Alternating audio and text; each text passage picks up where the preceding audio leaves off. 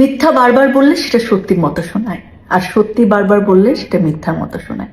এই মুহূর্তে মনে করতে পারছি না যে কথাটা আসলে কে বলেছিলেন, তবে ঠিক এই জায়গায় মানে ফোকাসটা রেখেই আমি আজকের ভিডিওটা বানাচ্ছি।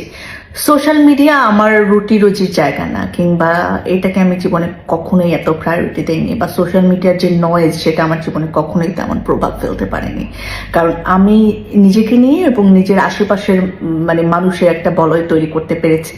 যাদের ভালো লাগা আমার কাছে ম্যাটার করে, যাদের খারাপ লাগা আমার কাছে ম্যাটার করে, আমার ভালো থাকা কিংবা মন্দ থাকা যাদেরকে এফেক্ট করে, বা তারা আমার আনন্দে আনন্দিত হন, দুঃখে দুঃখিত হন, এরকম একটা বলয় আমার আছে বাস্তব জীবনে। তো সেজন্য আসলে সোশ্যাল মিডিয়ায় কে কি বললো সেটা নিয়ে আমি খুব বেশি বিব্রত থাকি না। এবং যেহেতু এখান থেকে আমার টাকা আসা বা এখানকার জনপ্রিয়তার উপর আমার জীবিকা নির্বাহ ডিপেন্ড করে না, যদি করেও I can switch in another profession or অন্য জায়গায় আমি কাজ করতে পারবো। I am happy with myself. So সেই জন্য আমার আসলে সোশ্যাল মিডিয়া থেকে কি বললো সেগুলোর উত্তর দেওয়ার জন্য আমি কখনো মরিয়া হয়ে যাই না, বেশিরভাগ সময় আমি দেখিও না আসলে।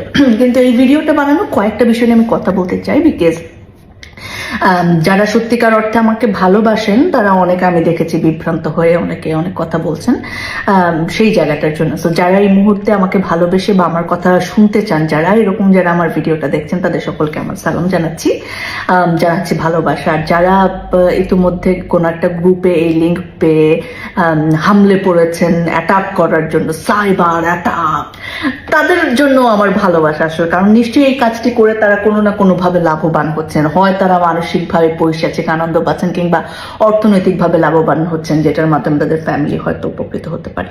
সো দুইটা জায়গায়, এক নম্বর হচ্ছে মাঝখানে আমাকে নিয়ে প্রথম কন্ট্রোভার্সিটা ইন্টেনশনালি অফকোর্স, যেহেতু আমি পলিটিক্যাল শো করি, সো কোনো একটা দলের নিশ্চয়ই কখনো না কখনো আমাকে ভালো লাগবে না। সো